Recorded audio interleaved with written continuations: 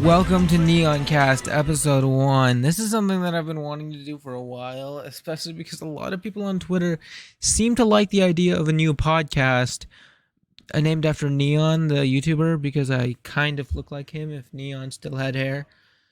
But welcome to episode 1 of Neoncast. Now, since this is the first episode, you have no idea how this is going to be laid out.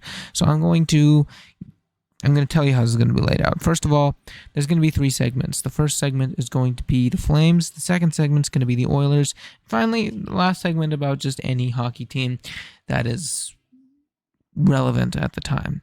Now, of course, this episode, I think normal episodes are going to be between like an hour and 2 hours. I don't think this one's going to be too long since this is the first episode. But let's just start. Let's start with the Flames. Now, if you have been watching the Flames for the past 1.5 years, you will know they are mid. The Flames are just so extremely mid. I'm pretty sure if they didn't have the loser point, they would be 31 and 32, which is the most mid, almost the exact middest you can get. And the Flames fans have been clamoring, nay, begging for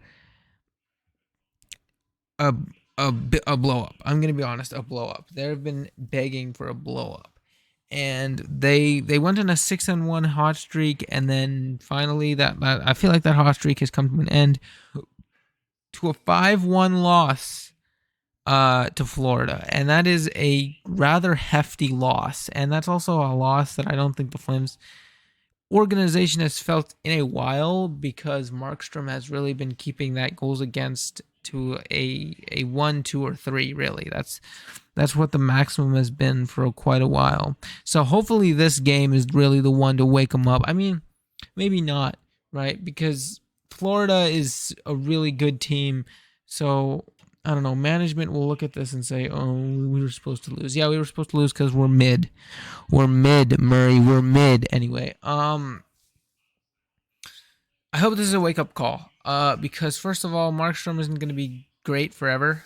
He's what, 36, 35, whatever it is. He's pretty old. And if I'm being honest, I really, really did not even expect Markstrom to be good this season. And he is. And that's the problem, is that he's kind of costing us valuable leeway into a draft pick. And it's just been ruining our chances of getting anything good in the future. I personally think that Wolf should take the rest of the starts for the rest of the season. I think Wolf, first of all, it doesn't really matter if we lose, because let's be honest, it's time to lose. If there's any time to lose, it would be right now.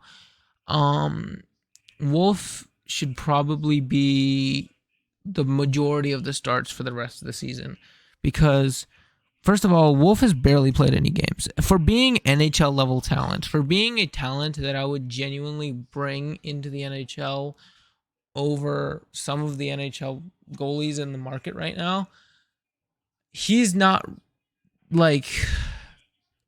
playing any games at all. I'm pretty sure he has like 5 NHL games under his belt, and that's about it.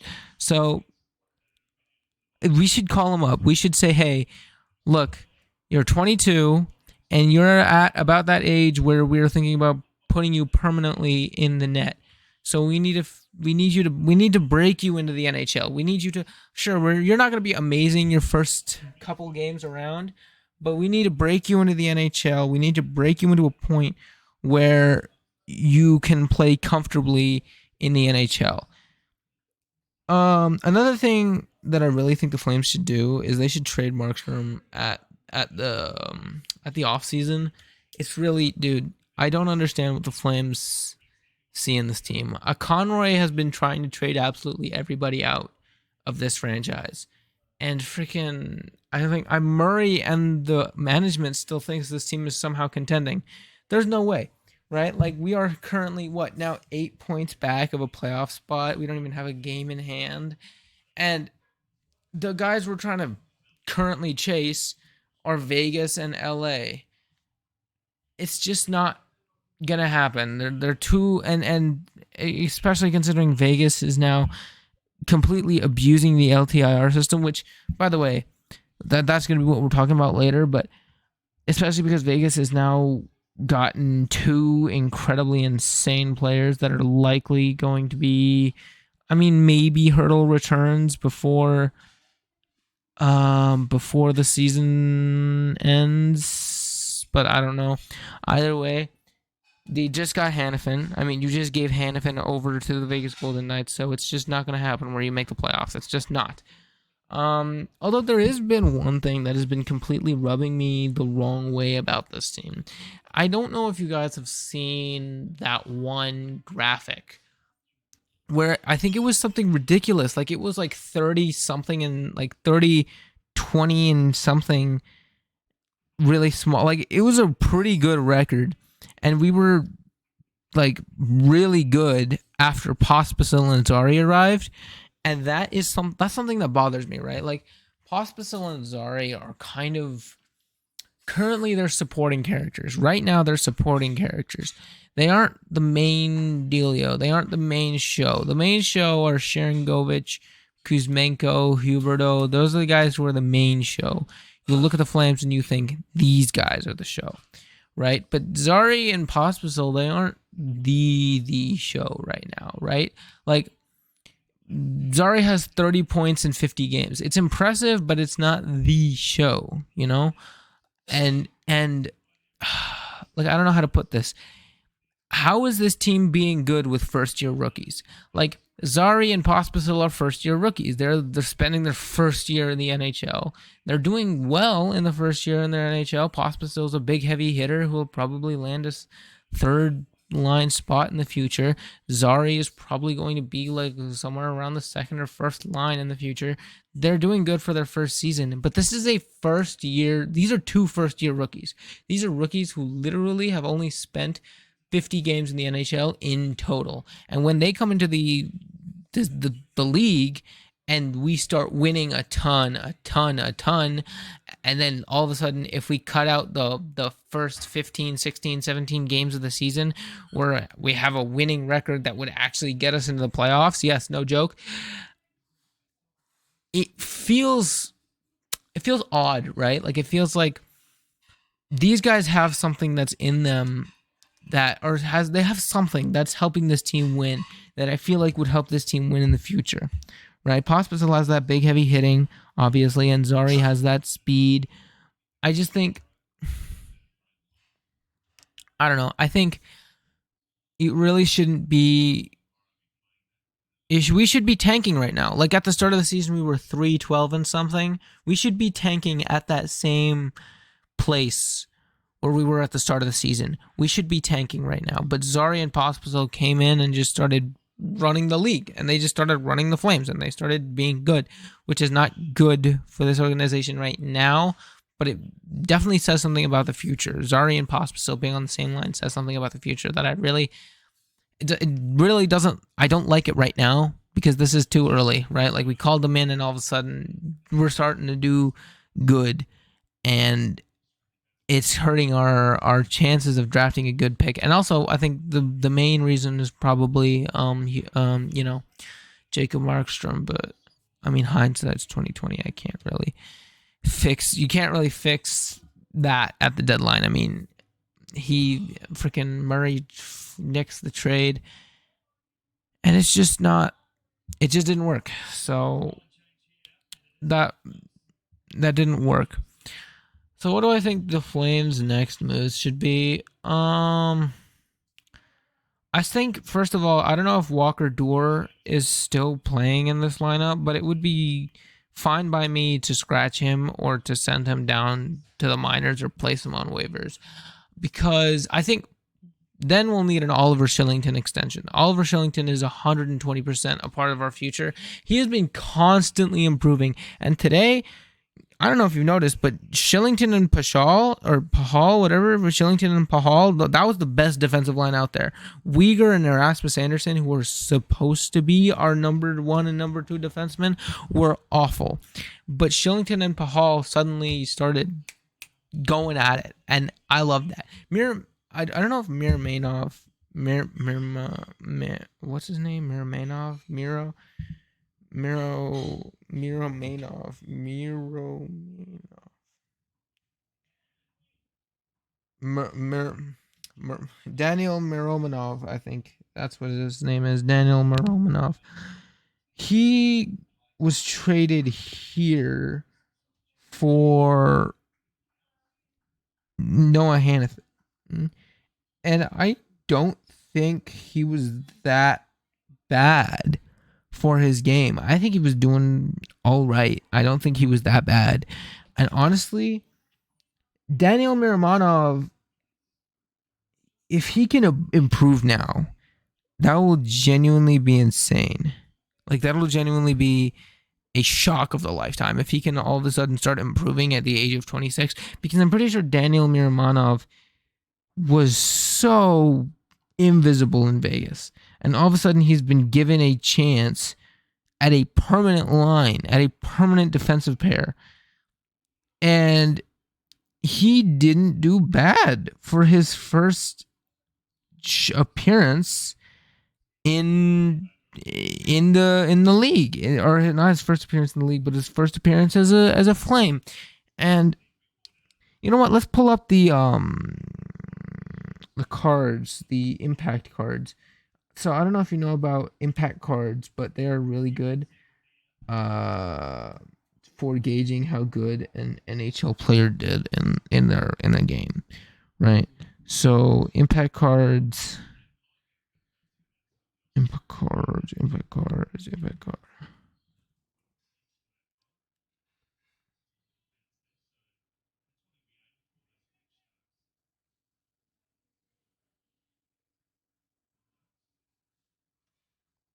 Let's see if I can find it. NHL. Yep, impact card. Okay, so hockeystatcards.com or hockey stat cards. Looking down all the way, going down to Calgary. Here we are. So the best two players were obviously Oliver Shillington, Braden Pashal, Nazem Kadri, and then who's fourth right there? Daniel Miramanov. Daniel Miramanov had a pretty good game. On top of that, I mean, even if it's like this game was pretty bad. Come on, let's not kid ourselves. This game was pretty bad, but still, I mean, players like Matt Coronado, Jacob Pelletier, they didn't do too bad at all. Like, considering this was such a horrible loss for us, you know what? Not bad at all. And Matthew Tkachuk did horribly out there, which is really, really glad. I'm really glad to see that. But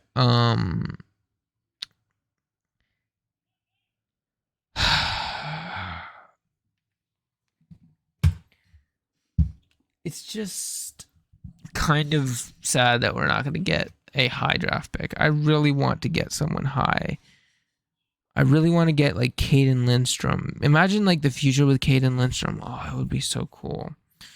But I don't know. Markstrom's value is 100% going to deplete to zero. I don't think Markstrom's unfortunately just, he's not in it right now, right? Like, he's just gone through an entire week of everybody saying, hey, dude, we're trading you. We don't want you in this franchise. And then all of a sudden, he has to come and play for another month and a half, right? So I don't think it's reasonable to say that Markstrom would be good for the rest of the season. I think it would be probably more than likely it's just not gonna end well for Markstrom. I don't think anybody's gonna want to have him. I think he's going to not be traded. And he's just going to overall just have a really bad season for the rest of the month and a half. But, I mean, I don't know. Again, I don't know. I really think Wolf should get most of these starts. We need to preserve Markstrom's value, and we need to do other things. What about the trades? Noah Hannafin has been looking pretty good on Vegas. Everybody else has been looking absolutely terrible since we traded them. I mean, Lindholm has been looking awful. Kuzmenko is actually better than Lindholm. what's his name? Freaking Sharon Govich and Toffoli. That trade went pretty good for us, considering we also got Adar Suniev, who's been ripping up UMass. I don't think people understand how exciting this prospect is. I mean, he's already AHL level at whatever he age he's at. He's like 18, 19, and he's already like an AHL level player where I'd put him second line, third line on our AHL roster comfortably. I think he's going to improve a lot. And when I say that, I don't just mean like, oh, he's going to become an NHL player. Maybe no, I think he's going to become. I think he has to become a. At some point, he has to be a second line player. He has to be.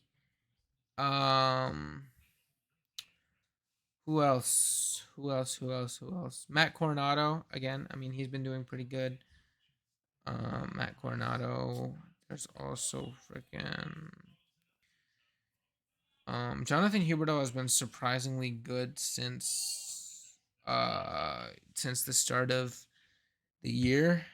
I don't think he's been doing bad. I think he's actually been doing pretty good. He might not be living up to the $10 million contract, but he's almost there. In 2024, I would price him and his value right around 8 million, 9 million, at least for the amount that he has been giving to the Flames in the last like 2 3 months, 2 3, I want to say like 3.5 months ish. So for the amount that he's been point scoring, he's he's been doing good in the past 3.5 months. Next up, Oilers. Now, look, the loss to Buffalo sucks. The loss to Buffalo, it really does suck. It's not ideal. It's not what the Oilers really wanted. And I mean, I think the Oilers were in control for most of that game, but to be completely honest, I don't think they would like I don't think they'll lose like that again. I don't think that's the type of loss because they were playing good. I feel like they were in control most of that game. They had the Buffalo Sabres under a pinch. They were in the lead most of that game. And then in the last couple minutes of the third period, they crumbled a little bit. They crumbled like a cookie. And that I mean, sure, like at this point crumbling is it's kind of forgivable because like let's be honest, it's the regular season. You're already gonna make the playoffs. You know you're gonna face the Kings in the first round. More than likely you're gonna face the Vegas Golden Knights in the second round. You already know who you're facing. You already know what you're doing. At this point, a loss doesn't mean all too much, at least in the Oilers' perspective. But at this point, the Oilers need to start playing a full game, right? Like, I don't think the Oilers can get through the playoffs if they just play 80% of the game or 90% of the game. Because in the playoffs, every team is playing every single minute. Like, they will not stop. I mean, you saw the Lightning last year, they used every minute, every, or not last year, but the Lightning when the Colorado Avalanche won the cup, they were ripping up every single minute. Every single minute they were basically they were just praying that they would get a minute and they would use that minute to and they would force you to mess up and they would use every single minute to make sure you you were under trouble. If you were facing that Tampa Bay Lightning team, you were facing trouble and you needed to play 100% of the time. You need to be on 100% of the time. A mess up, a mistake now, critical. It could mean danger. Now, the offseason for the Oilers was pretty disappointing. We got Sam Carrick and what's his name? Sam Carrick and oh no, I'm forgetting his name. What's his name? God damn it, I'm forgetting his name. Mm, um, dude, I actually can't remember his name. What's his name? Oh my god.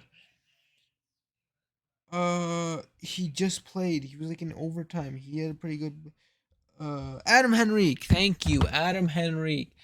Adam Henrique. They got Adam Henrique and they got Sam Carrick.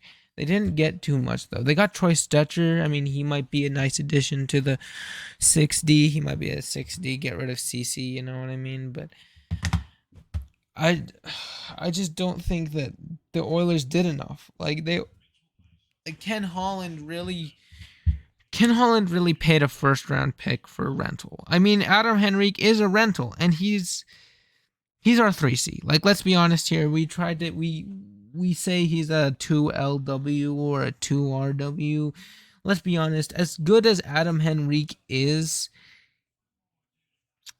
he's just not going to play with Draisaitl. He's just not. I don't think, and also they aren't gonna break up the weather line. You know, the Warren Fogle, Leon Draisaitl, and Clouder line. They aren't gonna break up that line just for a guy who just got here, right? So I just don't like the heavy payment of a first round pick for a guy more than likely who is going to touch the ice less than 15 minutes a game. It's not what I like. I don't like it at all. But at least, you know, at this point for the Oilers, they know that their competition isn't very stiff.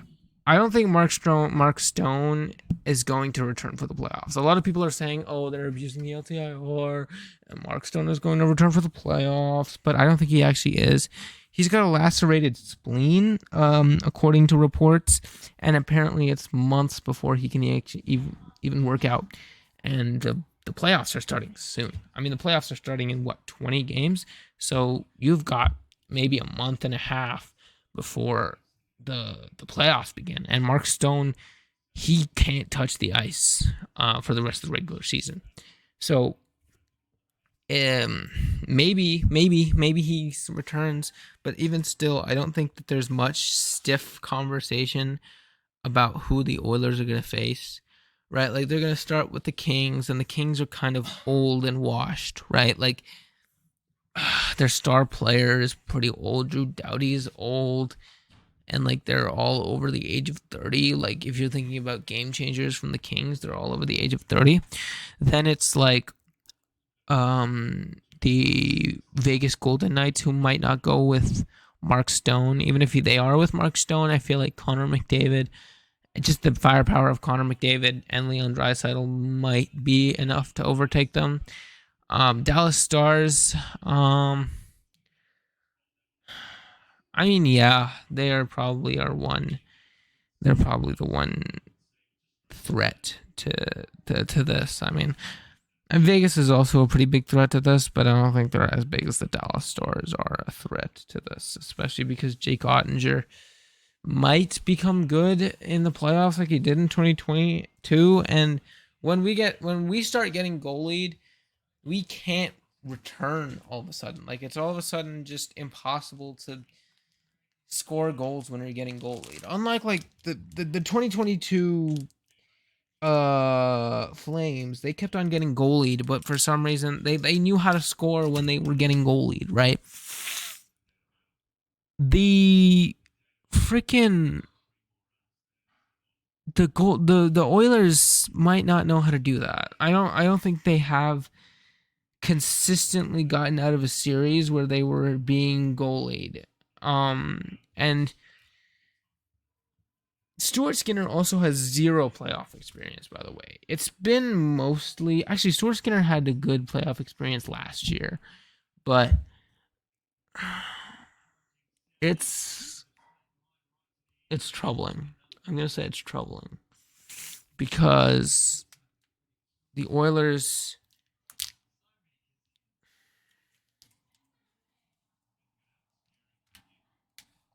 Like, they didn't get anything significant. They didn't even get a defenseman. They didn't, like, okay. The Oilers' obvious hole, their Oilers' big hole is their defense. every single time they get beat, it's because their defense was slacking.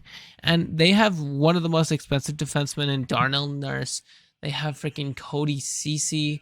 They have just some terribly overpaid players. They have some terribly overpaid players. Matthias Ekholm and who else? Matthias Ekholm and his name being I can't remember his name right now, but Matthias Ekholm and his line partner are Evan Bouchard. Matthias Ekholm and Evan Bouchard definitely looking towards they're being the only defensive pair. They're the only defensive pair who's even kind of good on that team. And to be honest, I don't think you want to go into the playoffs with a singular defensive pair that you can reliably rely on, right? Like, I mean, the Vegas Golden Knights are going into it with Hannafin. They're going into it with the whole shebang. I mean, let me see the Vegas Golden Knights line combos.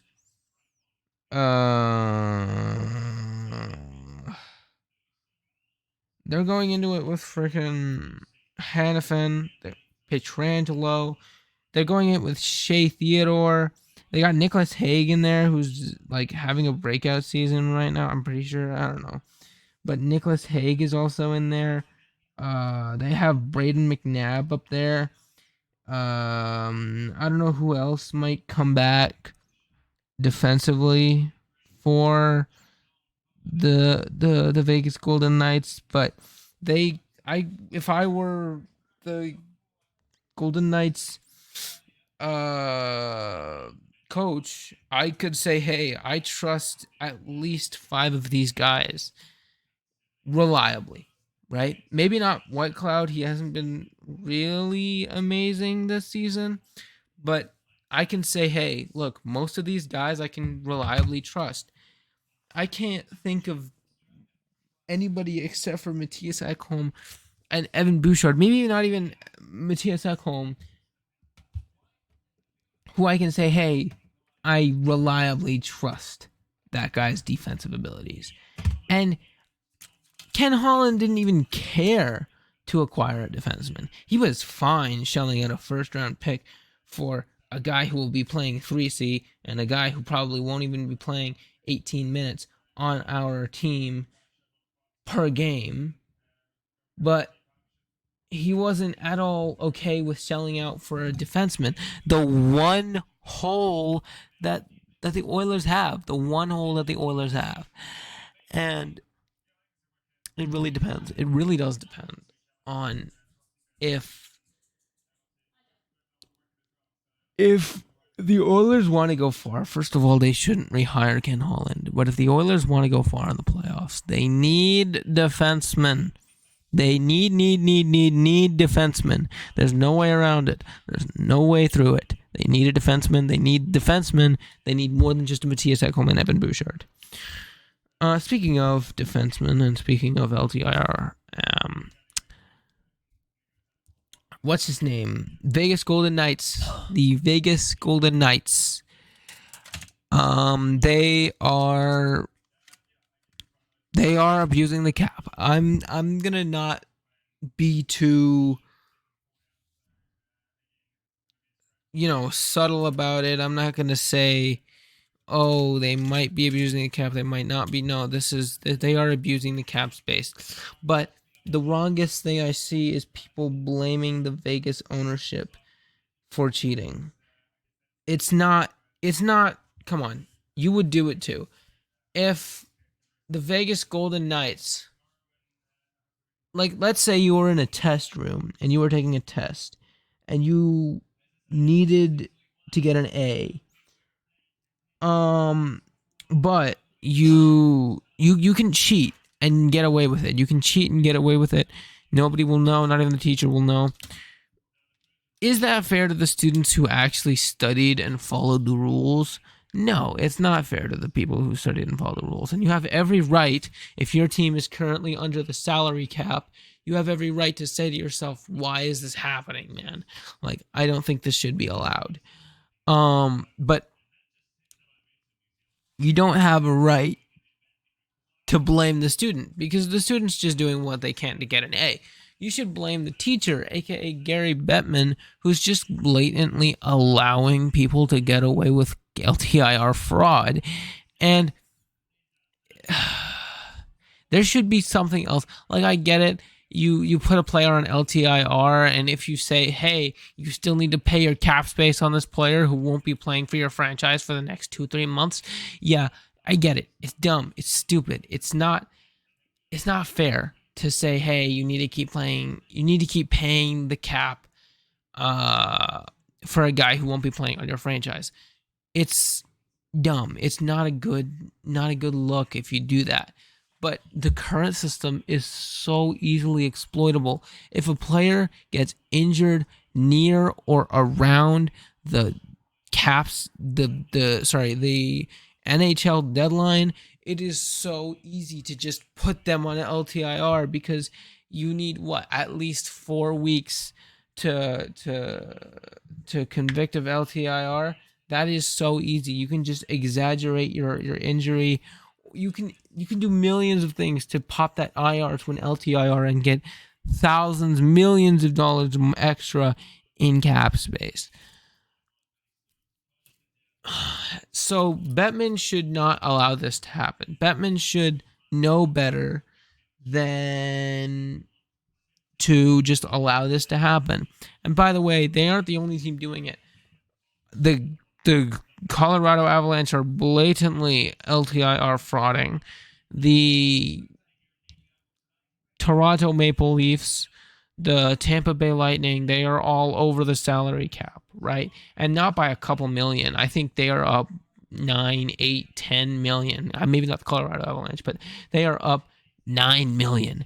And so at that point, like, maybe a couple million, like if you say, okay, well, we'll only like $1, $2, maybe $3 million over the cap space. Look, that I can forgive. That I can say to myself, okay, they're just a couple $1 million over the cap space because there's a guy on LTIR and they really needed somebody to replace him. And yeah, I can forgive that.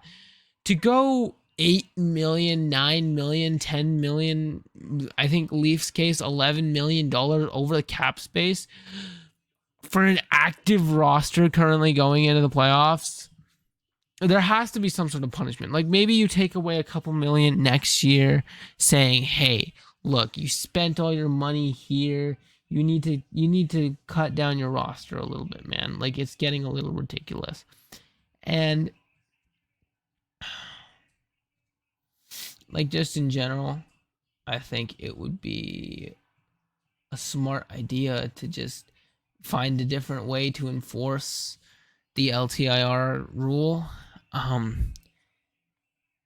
Or just don't use salary cap at all. I mean, it might be better, to be honest. I think a NHL nowadays where a salary cap isn't allowed would be a lot more interesting, because teams could suddenly go 82-0 and all of a sudden, wow, this team is the best team ever. And we could get more Boston Bruins or more freaking, like, most wins in the NHL. We could get more of those if we manage to get rid of the cap space. But yeah, no, they shouldn't be allowed to do this, and Gary Bettman should really stop this from happening, because, be honest with yourselves, there are 4 teams going into the NHL playoffs, $9 million over the cap space. Is that fair? No, it should get punished. There should be a punishment for this.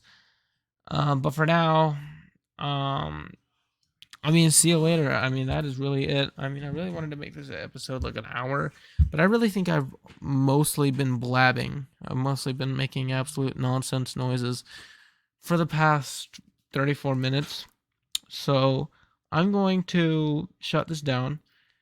I'm going to see how this episode fares. If I need more of a structured approach to making this podcast, then I will make this more structured. But for now, this is just rambling. This is mostly just me rambling about how things could be better for these two teams. Thank you for watching Neoncast. This is episode 1. If you like this video, subscribe to my channel if you want to. I'm not forcing you to, but it's really your choice. Thank you for watching, and I'll see you in the next episode of Neoncast. Thank you. Bye.